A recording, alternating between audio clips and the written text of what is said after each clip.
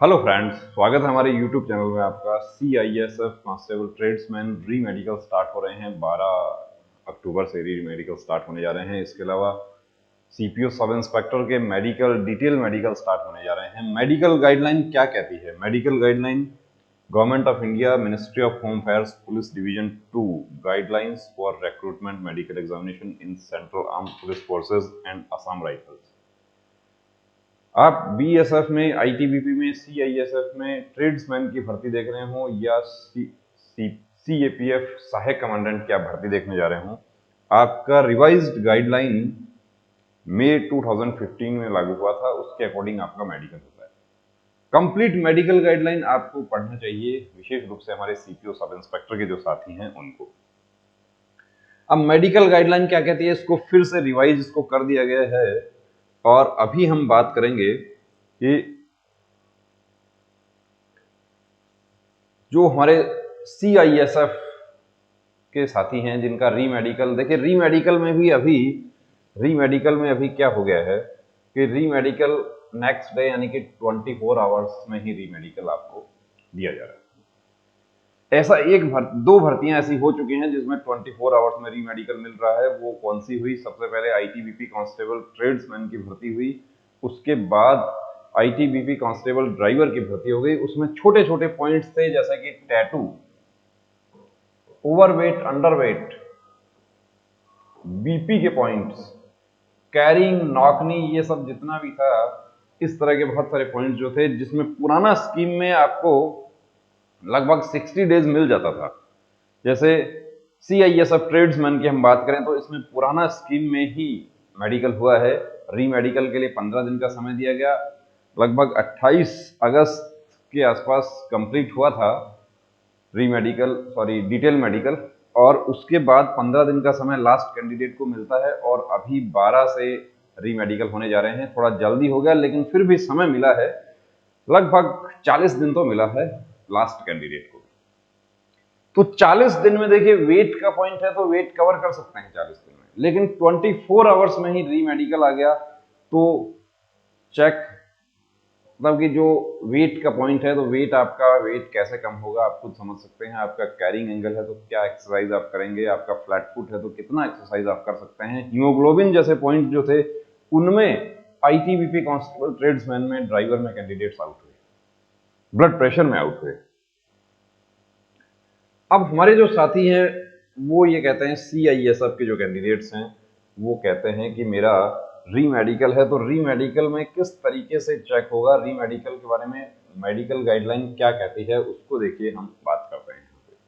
Guidelines for review medical examination, यहां पे साफ लिखा हुआ है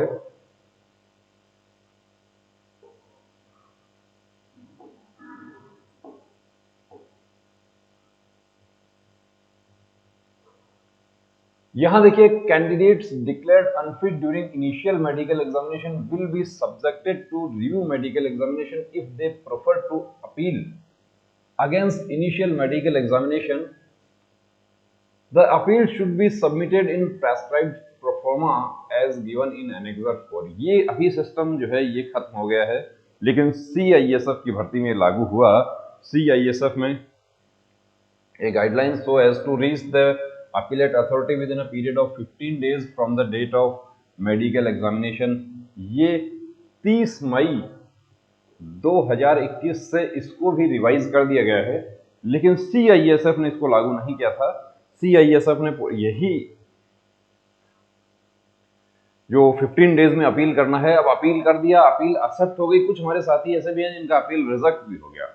SSC कांस्टेबल GD 2018 में रिजेक्ट होने वाले कैंडिडेट बहुत थे और उन्होंने फिर ऑनरेबल हाई कोर्ट्स को अप्रोच किया। छोटे छोटे पॉइंट्स जो थे उसमें ये अपील रिजेक्ट हो गई थी, रिट पिटीशन फाइल हुई, अलाउ भी हो गई, और अभी वो साथी हमारे मेडिकल फिट हो गए, उसके बाद इंतजार कर रहे हैं। तो हम अभी सिर्फ CISF ट्रेड्समैन की बात कर रहे हैं कि अपील स्वीकार हो गई। अब क्या होगा? अब देखिए यहां आगे क्या है। As per laid down guidelines, optimum care should be taken in selection of candidates. Every candidate must be medically fit to carry out very sensitive and tough duties of the force. ये आपको भी पता है कि forces में life bed of roses नहीं है, आपको डिफरेंट ज्योग्राफिकल कंडीशंस में आपको काम करना पड़ता है, हॉस्टाइल टेरेन में आपको काम करना पड़ता है, -40 तक आपको जाना पड़ सकता है और +50 अबव 50 टेम्परेचर में आपको थार डेजर्ट में आपको काम करना पड़ सकता है। अब यहां पे देखिए broad conditions for review medical examination. After completion of review medical board proceedings, the final outcome in consolidated form will be displayed for information to the candidates on daily basis.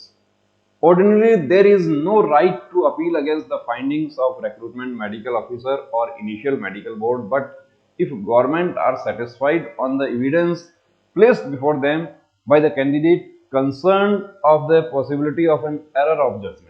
देखिए एरर ऑफ जजमेंट क्या है कि आपका DNS detail medical अफसर ने आपको DNS बताया है या डिटेल मेडिकल अफसर ने आपको वेरिकोज वेन का पॉइंट दिया है आपको। अब आप एक एविडेंस आपको प्रोड्यूस करना है, क्या सिविल स्पेशलिस्ट डिस्ट्रिक्ट हॉस्पिटल या अबव से आपने फिटनेस लिया और वो आपको डॉपलर टेस्ट करके आपको कहते हैं कि आपका वेरिकोज वेन नहीं है, तो वो एविडेंस आप देते हैं, वो एविडेंस को अपीलेट अथॉरिटी स्वीकार कर लेती है। देखिए इसमें लिखा है कि from district hospital and above. Appeal कहां से करना था वो भी बताया हुआ है इसमें, लेकिन ये अभी सीपीओ सब इंस्पेक्टर के जो हमारे साथी हैं उनके लिए ये शायद लागू नहीं होगा, क्योंकि इसको 30 मई 2021 से इसको रिवाइज कर दिया गया। 30 मई 2021 से जो रिवीजन है वो क्या है कि ये 15 दिन का जो समय दिया जाता था ये नहीं है अपील करने के लिए। आपको रीमेडिकल ऑप्ट करना है, आपको नेक्स्ट डे 24 आवर्स आपको ऑप्शन देना होगा। कलर ब्लाइंड जो हमारे साथी डिटेक्ट हुए थे वो आईटीबीपी कांस्टेबल ट्रेड्समैन और कांस्टेबल ड्राइवर में उन्होंने ऑप्शन ही नहीं लिया, वो कलर ब्लाइंड थे, वो घर चले गए। जिनको टैटू था, टैटू में अनफिट नहीं होते थे पुरानी मेडिकल गाइडलाइन में, क्योंकि टैटू रिमूव करवा के आप जा सकते हो, लेकिन नई गाइडलाइन में टैटू में भी अनफिट हुए हैं। टैटू सेम डे या नेक्स्ट डे टैटू रिमूव नहीं होगा। हीमोग्लोबिन जैसे नॉर्मल पॉइंट हैं वो भी नहीं होंगे। अब मेडिकल गाइडलाइन क्या कहती है रिव्यू मेडिकल के बारे में, जो हमारे guidelines for review medical board को क्या करना चाहिए। देखिए ये CISF ट्रेड्समैन की ही बात नहीं कर रहे हैं हम। रिव्यू मेडिकल बोर्ड जो आपका बैठेगा वो चाहे नेक्स्ट डे भी बैठता है, यानी कि 24 आवर्स में भी यदि आपका रिव्यू मेडिकल होता है तो भी गाइडलाइंस तो सेम ही रहेंगी जो पहले होगी। Review medical board should examine the candidate specifically for the deficiency for which the candidate has been declared unfit. देखिए अब बहुत सारे हमारे साथियों का ये डाउट रहता है कि मुझे वेरिकोज वेन का पॉइंट मिला है, या मुझे ओवरवेट का पॉइंट मिला है, या मुझे विजन का पॉइंट मिला है, या कलर विजन का पॉइंट मिला है, तो री मेडिकल में पूरा मेडिकल होगा या जो मेरा पॉइंट है उसी का मेडिकल होगा। री मेडिकल में जो आपका पॉइंट है उसी का मेडिकल होगा। अब दूसरा डाउट ये होता है कि क्या मुझे किसी दूसरे पॉइंट में भी अनफिट किया जा सकता है? बिल्कुल किया जा सकता है। अनफिट दूसरे पॉइंट में भी आपको किया जा सकता है, नए पॉइंट में किया जा सकता है। However for obvious defects, infirmities contracted after initial medical examination, review medical board may give its opinion। यहाँ साफ लिखा हुआ है also the medical term used as cause of unfitness during the initial medical examination may differ from that arrived at by the review medical board after due investigations and specialist consultation। Re-medical किस लिए है? Re-medical है कि जो error of judgement है, कोई गलती हो गया, डिटेल मेडिकल अफसर से निर्णय की गलती हो गई, उसको सुधार किया जाए और स्पेशलिस्ट का ओपिनियन लिया जाए। देखिए for the defects for which candidate has been declared unfit should be examined thoroughly and the findings must be got supported by proper investigation reports if applicable. कि आपका कैरिंग एंगल है तो आपका x ray होगा, इसमें साफ लिखा हुआ है।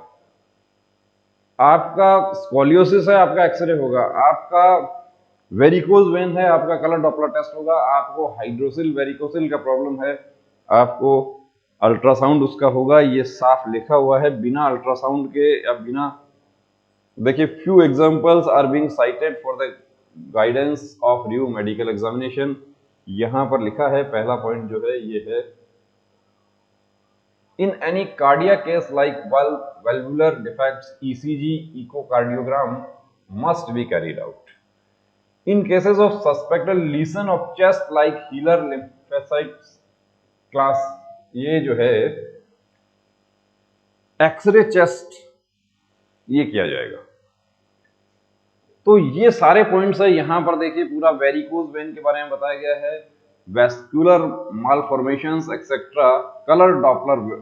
वेरिकोज वेन के हमारे CISF के जो साथी हैं, CISF ट्रेड्समैन में वेरिकोज वेन का पॉइंट मिल गया है, और कलर डॉपलर उन्होंने सिविल डॉक्टर से करवाया है। कलर डॉपलर बिल्कुल नॉर्मल है, तो आपको घबराने की जरूरत नहीं है। आप अपना कलर डॉपलर टेस्ट भी लेके जा सकते हैं, लेकिन आपका कलर डॉपलर टेस्ट हो सकता है वो कंसीडर ना करें, लेकिन वो खुद से करवाएंगे। बिना कलर डॉपलर किए हुए आपको अनफिट नहीं करेंगे। वो अनफिट उसी स्थिति में करेंगे जब आपका कलर डॉपलर टेस्ट का रिपोर्ट जो है वो आपके अगेंस्ट जाता है।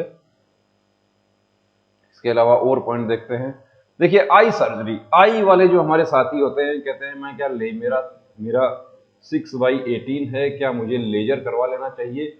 री मेडिकल में लेजर डिटेक्ट हो जाएगा। डिटेल मेडिकल में तो सिर्फ आपको चार्ट पढ़वा कर ही आपका विजन चेक किया जाता है, लेकिन री मेडिकल में देखिए to rule out any eye surgery like LASIK, laser, PRK, PK, glaucoma, squint, pterygium surgery etcetera investigations में भी कैरीड आउट अकॉर्डिंगली। ये देखिए पूरा टेस्ट किए जाएंगे, डायग्नोसिस किया जाएगा।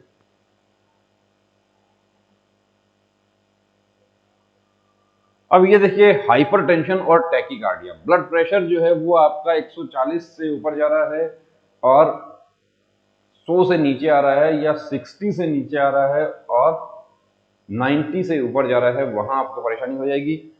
धड़कन जो है आपका PR वो 50 से 100 के बीच में होना चाहिए। वो उसमें यदि आपको प्रॉब्लम हो गई तो री मेडिकल, चाहे आप CPO सब इंस्पेक्टर का 24 घंटे वाला हो या CISF का 2 महीने बाद वाला हो, आपका क्या चेक होगा वो इसमें पूरा दिया है। तो दोस्तों ये मेडिकल गाइडलाइन गूगल पर अवेलेबल है, आपको ये पढ़ना चाहिए, और इसके बरखिलाफ जाके यानी कि प्रिंसिपल्स ऑफ नेचुरल जस्टिस का पालन किए बिना यदि आपको अनफिट किया जा रहा है तो फिर आपके कानूनी अधिकार सुरक्षित होते हैं। SSC कांस्टेबल GD में इसी आधार पर बहुत सारे कैंडिडेट्स को रिट पिटीशंस उनकी अलाउ हुई, जिसमें कैरिंग एंगल का पॉइंट था। यहां पर देखिए सब पैरा I में लिखा हुआ है, for knock knee, bowleg, cubitus valgus and varus deformities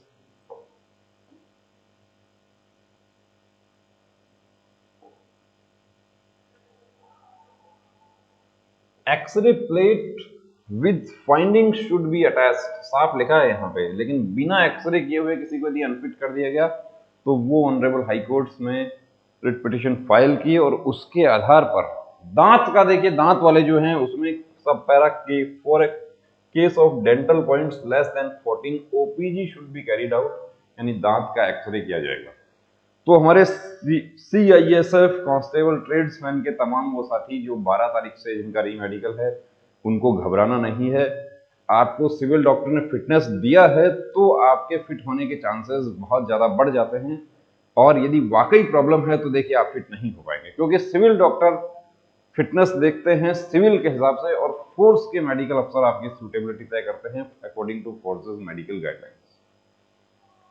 लेकिन फिर भी आपको फाइट करना है। यदि वाकई प्रॉब्लम है तो भी एक्सरसाइज आपने किया है, बॉल एग है एक्सरसाइज किया है, नॉकनी है एक्सरसाइज किया है, दवा से ठीक करने की कोशिश की है, जैसा भी किया है, घबराना नहीं है, पॉजिटिव रहना है कि मैं फिट हो जाऊंगा। कहीं ऐसा ना हो कि आपका जो पॉइंट है उसमें तो आप फिट हो रहे हैं, लेकिन आपको वहां ब्लड प्रेशर बढ़ गया, आप घबरा गए, आपकी धड़कन बढ़ गई और नए पॉइंट में आप अनफिट हो गए।